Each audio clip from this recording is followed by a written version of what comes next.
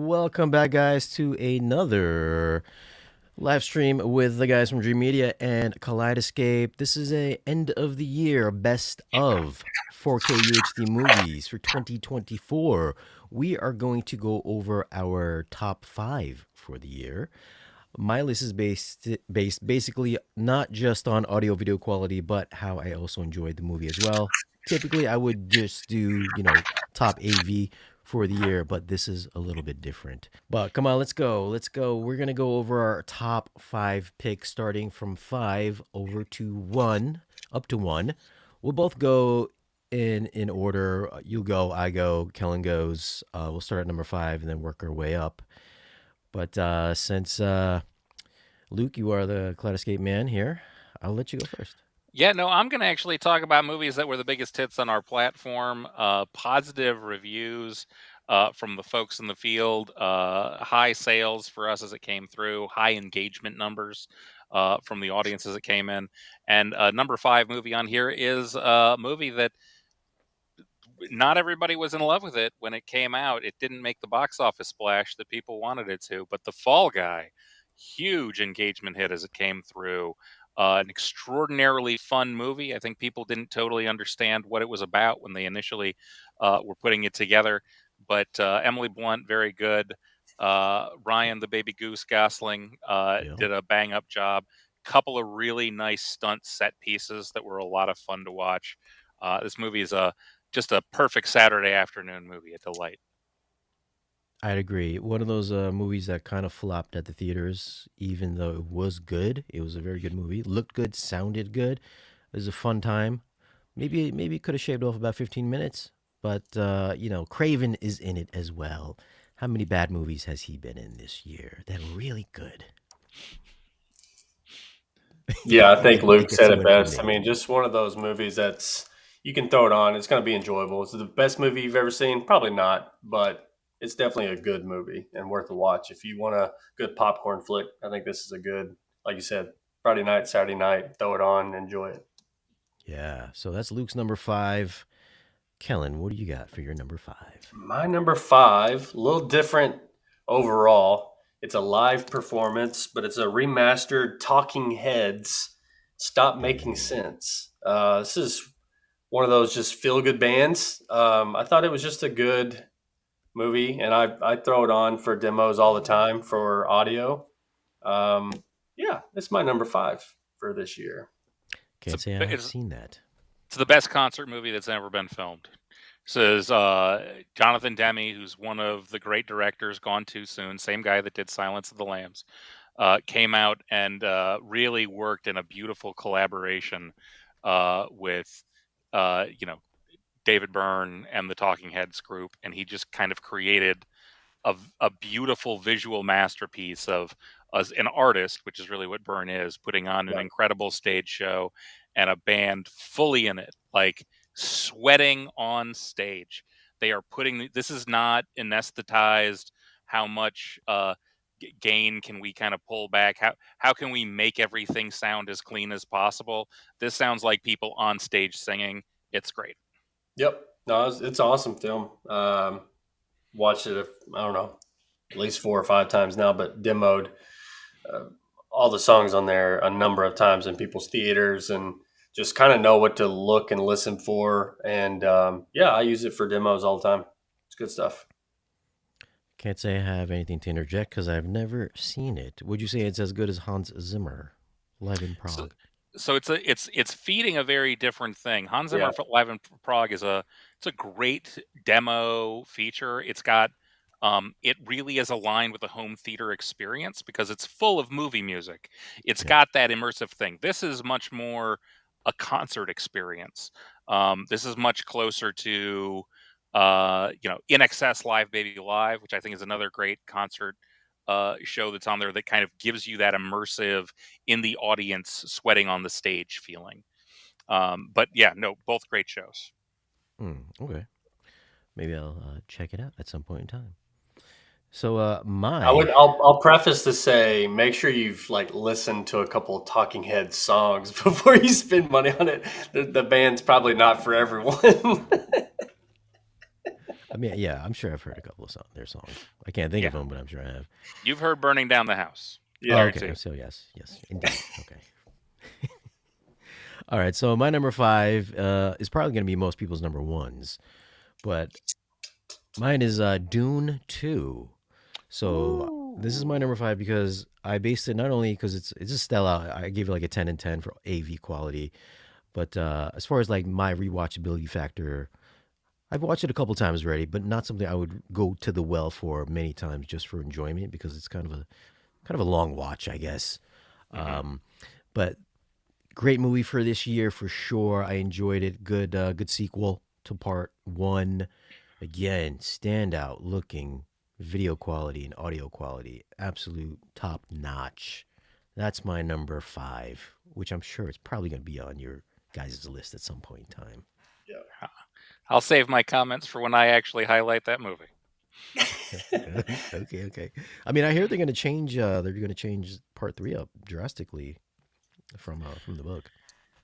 Yeah, I mean, I think that he has Denis and the team that he has working with him to develop the story have a really firm grasp on wanting to get the story out in the right way, and I think they know they don't have as much time as the entire long series of Herbert's novels have to do it. So I think he wants to cover a lot of ground. Yeah, I watched some of the reviews on the books. So I guess he turns into a worm at some point in time. I don't know. I don't remember if that was in part three, but I was like, man, that's gonna be weird if they show that. Yeah, I think that's right. We'll have to. Could become a Hopefully, very they, different kind of hopefully they movie. Hollywood that part up a little bit there. That's right. I see in our comments, Mr. Simi Shinudu was shouting out The Substance, which is a spectacular body horror movie from Mubi. And I think if we have too much transforming into a into a worm, it could be a Yeah, little bit like The Substance. it could be like that. That's not out yet, right? Substance is out. It's over. Mubi produced that. We don't have a deal with them yet. But if we can Oh, get that okay. over on close that up, I would love it. Love to get their content onto our platform. Be I great. like the movies. I felt it like went off the rails a little bit at the end. I mean, this was barely on the tracks. This movie was going off the rails fully the whole time. Like I was just like, oh man. I was like, okay, I can kind of believe you popping out of somebody's back and all that, but then she turned into a huge monster. I was like, oh man, come on. Yeah, every time they Okay. ate food, it was gross. It was great. It's just Yeah, with Dennis very Quaid. Yeah. effective messaging. All right. What do you got for your number four, Luke? Number four. Here's a movie. I think it looks and sounds pretty good as it comes through. Uh, a uh, a a second wind in the sails for our good friends over at Fox Marvel as they're coming through. Deadpool and Wolverine. A delight. I thought very effective use of the jokes, very thoughtful incorporation of all of the lore that they're trying to put together in order to make that happen. Two actors that have a really great time playing off of each other from scene to scene, and I think as everybody's talked about, Chris Evans doing incredible cameo work. Um, yeah, Yeah. I thought it was a delightful follow up in that franchise. I loved the first movie, just liked the second movie, and I like this one more. It was a return to form for me, and I think set the table hopefully for this is it. There were no big Marvel hits this year, and that had been a Yeah. big part of box office tentpoles for the last 5 or 6 years now. So it'll be interesting to see how they come back and re-return to that world as we get into 2025. Yeah, Fantastic Four is coming up, I think, next. So, I mean, hopefully this is a good. Well, let's face it, their last few movies have just been huge stinkers. Just bad. Not connected with the audience in the way that the studios would have liked. I would agree with that. Yeah. Yeah. Yeah, absolutely horrible. No, a fun movie. I still prefer, I really did like Deadpool 2 over Mm. my favorite out of the trilogy because I grew up. Well, I grew up. I remember when Liefeld came out with X Force #1, and I really liked seeing Cable and then Mm. Shatterstar and all that. Unfortunately, he killed him off in like the first minute they teamed up. That was a bummer. But yeah, I would say 2, 3, then 1 for me. Oh, interesting. Yeah. Yeah, I'm a 1-1-1-3-2. That's how I am. Yeah, same. I'm a Yeah. 1-3-2er. 1, 3, 2. All right. What's your number 4, Kellen? What you got number 4, Kellen? My number 4 was Wild Robot. I thought that Ooh. movie this year, of the movies that I watched personally, just really enjoyed it. I thought, artistically looked unique and different, which I definitely liked. The sound and everything was great, also, but just overall as a movie, yeah, I thought it was just overall my number 4 movie, with the engagements of the kid and the family, here as well. I thought it was a great movie. I saw that at the theater, and I think the preferred way you're supposed to see it in 3D. So I saw that, and I gotta tell you, it didn't really hit for me. I don't know. Maybe I'm a little heartless, but it just didn't resonate with me. Or maybe I could have just been tired because I kept dozing off during the whole movie. I tried to watch it again at home, and I was just like, "Oh man, I don't get it." But And apparently, you liked it. I'm right there with you, Kellen. I think this is a beautiful film. I love the painterly I love the painterly Put the mute animation button on style. Shane for a second. That's right. We'll get to you when we get to Joker 2. We'll let you speak That's your right. praises there, Shane. Yeah, an incredibly engaging family film that I think it's I think we're definitely seeing the your mileage may vary aspect of it, because it couldn't connect with Shane, which I think that maybe it started a little bit slow and he couldn't get his claws into him as the story kicked off. But I think it's an adult enough story that it's got engagement to keep you paying attention the entire way through. It's not dumbed down for kids in a substantial way, and I think it's pretty engaging as a broad, Yeah. not really a comedy. I mean, there's comedic moments, but it's like a soft drama for a family film. I thought it was very nice. Yeah, it didn't pull on my heartstrings. Sorry, didn't make the list. What heartstrings? I'm just kidding. All right, so my number 4 is Abigail. That's a Mm. great Was pick. not expecting this to be on the list, to be honest with you, but I've seen it like 4 times already. Not only does it look it's really dark movie, so it's not going to be like blow your eyeballs out HDR, but it looks fantastic. It sounds even better. I mean, pretty much every horror movie I watched this year sounds awesome. Great Atmos mix, and it's a fun, gory movie. Maybe not so much for the kids, not for the wild robot kids out there, but it's still a fun movie nonetheless. Yeah, Abigail, an absolute left turn to light for me too. I saw the studio announced it, and I was like, well, I mean, I guess we'll put it up. And then I saw it, and this is when you actually have a director that's creating a horror film that really understands tone. Like he made this movie dark and creepy, but fun all the way through, and really nice set pieces that they had the horror shots come into. Really great sound, which is the thing you often get out of these horror films when you get a great horror Yep. audio track that comes through. And very nice, generally looking. Dan Stevens continues to surprise and delightfully creepy movies. I loved him in The Guest. I love him in this. Yes, winner. Did you see it, Kellen? No. Not much to say. So just bought it. It's $14.99 right now. Yeah, great deal, But man. $15 worth it. no comment. So I will have to report back. Well, all right, coming up on number 3, Luke. What do you got?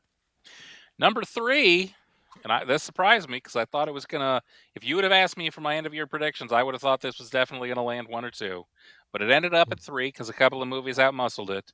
Furiosa, a Mad Max saga. Ooh, I love Uh, this movie. I do too. Here is a movie I love. I love George Miller. I think he creates an incredible story here. I think Anya Taylor Joy is absolutely incredible. Big, huge, fun set pieces, especially when she's out there on the road with Tom Burke, kind of fighting off and fending off the attacking creatures as they come through. I really really enjoyed this particular film. Unfortunately, yeah, it was. Unfortunately, it kind of bombed. It flopped at the theater as well. I mean, this was like back to back. This and Fall Guy just really bombed. Both two really good movies. Yeah, it did not certainly hit the lofty heights that either one of those kind of had as expectations. Because with Mad Max as a precursor film, which had done unbelievable business, Fury Road, and then obviously with you have two huge stars that are in the Fall Guy, that sort of creates a really high expectation. But I think both of them really did find beautiful second life as everybody got it into the home, because they're movies that I think people that I know that watch them really enjoyed them. Yeah, yeah, for sure, for sure. What do you got? What do you got for your number three, Kellen? Number three for me was a movie that I thoroughly enjoyed, but I kind of like the genre, but it was Long Legs. Ooh. So that was my top three movie of this year. That's your horror movie of the year. I Oh, think number one so. or two. I would agree with that statement. Yeah, Nick Cage. Whoo, Creepy. creepy. Yeah. No, overall, it's a good movie. I like the style, the way it was shot. Yeah, I just think it was a good overall, a good creepy kind of horror detective style movie. I really enjoyed it. See, I kept hearing a lot of hype on Long Legs. I went in. At first, I thought it was about spiders, but I come to find that there's a spider movie that just came out on Kaleidoscape recently, which I thought that this movie was that. You thought the Sting. It You thought wasn't. this was yeah. No, that's not the I same thought it movie. was Sting. Yeah, yeah, about giant long leg spiders, but no. But then I was like, oh, this is trying to be like Seven, so maybe I'll be into it. And then it's just like, yeah, it just didn't hit for me. I was like, Nick Cage, you're doing Nick Cage again with some freaky makeup on. All right. And it was like religious. I was like, okay. Didn't quite land for me this one either. Sorry, Kellen. You got to stop watching movies at like 3 or 4 a.m. Like you got to start it at like a reasonable time frame. That way you can like you're awake, you're attentive. Yeah, I love Nick. It's what everybody talks about. But I really like Mecca Monroe. There's gonna be a second shout out to The Guest with Stan Stevens in it. She was also in that movie, which I thought was a really fun, not really horror, super creepy film like a la The Stepfather. And she's the lead in It Follows, which is one of my favorite horror movies of all time. Oh, wait, what movie was that? It Follows Oh, with the car. with the with no with the young kids that have the creepy murderous haunting that's like a sexually transmitted disease. I don't think I've seen that one. Yeah, it's it's really good. It's David Robert Mitchell wrote and directed it. He's brilliant, and the sequel is going to be coming out here in the next year. Well, a sexually transmitted disease that follows get people around. Okay. Yeah, Oh, interesting yeah. concept. Isn't that kind of like real life, anyways? I mean, watch and judge for yourself. But Long Legs again, I think people will be like, I like the cover art tells you the story. If you feel uncomfortable taking a look at that cover art, don't watch this movie. It's creepy. Yeah. It's going to be creepy through and through. Not creepy enough for And Shane, but I will creepy. say the D box experience on this is pretty Ooh, wild. that I did Something not They that I actually experience. wasn't post anticipating. But for encoded horror it. movies, that adds another layer, an element of surprise whenever the jump scares happen and your chair is actually shaking with it. So Mm. pretty creepy stuff. I find it surprising they actually like encoded it for that. They're like, you know what? We have to do long legs. Okay. Yeah, I think they Interesting. had their Kudos to those best guys. team work on this one. Yeah, that's great. All right. So my number three, Alien Romulus. Mm. Nice. This one I also didn't think I was really gonna like because everybody was so young looking. I felt like she was too young to be a Sigourney Weaver replacement. Everybody looked like they were just like out of high school. Obviously, they kind of explained that. And then, yeah, it just kind of grew on me as the movie went along, progressed on. Obviously, the sound in the picture, again, equally as good as Abigail, maybe a little bit better. Hmm. And the story, it's a little bit like the regular Alien stuff. They took little pieces here and there from the other films, but I thought they pieced it together really well. Just that one line, the bitch line there. I wish they kind of would have kept that out of it. Other than that, great action pieces in it. Again, great audio. I just love the audio on this mix. It's so good, and it fits right in there with the rest of the Alien franchise. I would say, just get rid of like 3 and 4, and is there like a 5 or something? I don't know. There's like so many. Get rid of everything after like 2. Keep Prometheus though, and Covenant. Oh, interesting. Yeah, You want to keep keep Prometheus. Prometheus. You want to circle back. I like that. Yeah, So you Prometheus you're was you're awesome. all Prometheus. about the mythology. You want the mythology plus Sigourney Weaver in your particular cut of the Alien universe. Yes, get rid of the Fincher thing. Get Got rid it. of the resurrection. Got it.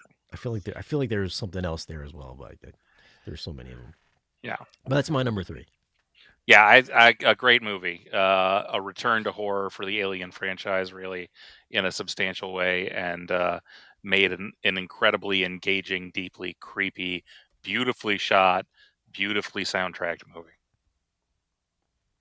100% winner. What is this on sale? It's even on sale right now on the Kaleidoscape. It's $15. Buy Boom. It's it. a It's very, worth it. Have it. very exciting time of year. We have so much stuff on sale, end of the year Yeah. sale. It's a beautiful time. Yeah, good stuff. All right, number 2, Luke. What do Number you got? 2 for me, it's tornado season. Twisters.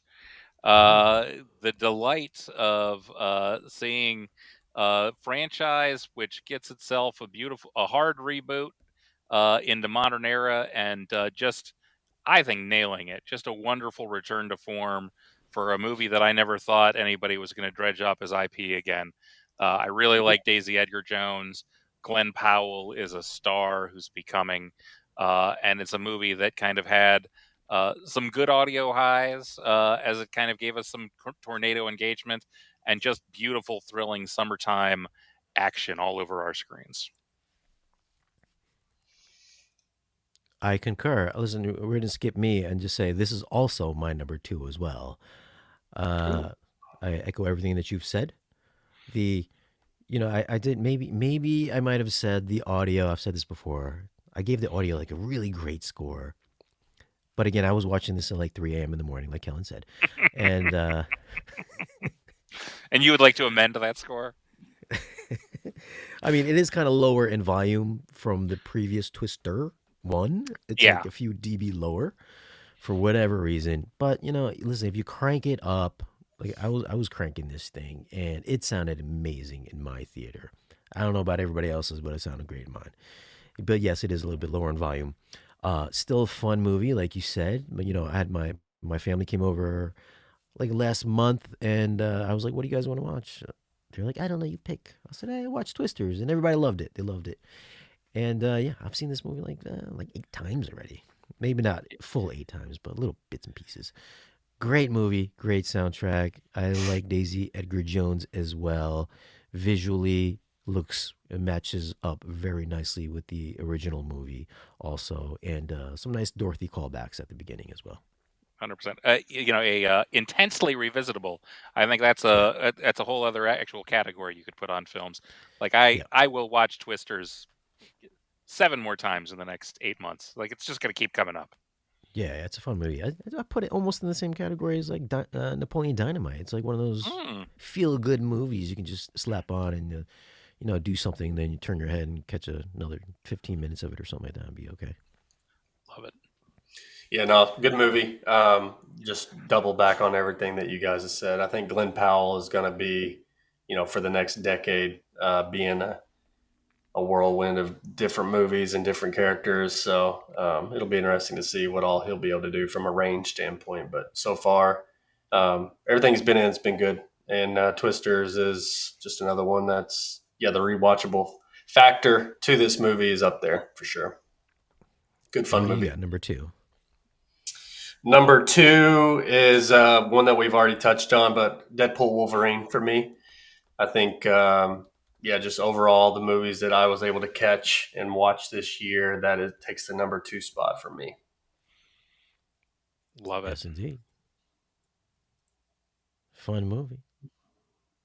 All right, I guess we're on number 1 now. I'm a sucker for Ryan Reynolds. You think he's going to come back for a fourth one? I think we'll wait. It's a wait and see. I think he's not averse to it. I think he's certainly open, but I think he wants to have a fun idea before it actually takes place. Yeah, And combination of Okay. freedom and money, I'm sure. Yeah. we got to see how this next phase goes. This next phase could pick off another cycle, or it could lead to them diversifying away. My number one has already touched upon, so I'll revisit it again now. My number one is Shane's number 5, Dune Part 2. This is epic cinema. This is doing incredible filmmaking on a great scale. Um, I really liked Dune. I liked everything that he was indicating that he was doing. I love the character work he did in the first movie. This movie is even more engaging to me, and I think he continues to round out with an incredible cast. And to only kind of have the individual characters expand and grow in ways that actually make sense for them as characters. I counter to a lot of folks. I'm not the biggest fan of the books. I don't feel that the books have as much emotional presence, and I think these performances and the script are enriching the source material and then keeping a lot of the incredible, sort of high sci-fi fantasy elements of the court intrigue that Herbert, I think, did in extremely good fashion, and making that stuff really even more compelling on screen. Yeah, I mean, the cinematography, I think, for me was amazing. I would be pushed to say that this was the best sequel that I'd ever seen of any movie franchise, Yeah, particularly. I mean, It's my number 1 as well. Yeah, I really, really enjoyed the Dune 2 movie. I've seen it, I don't know.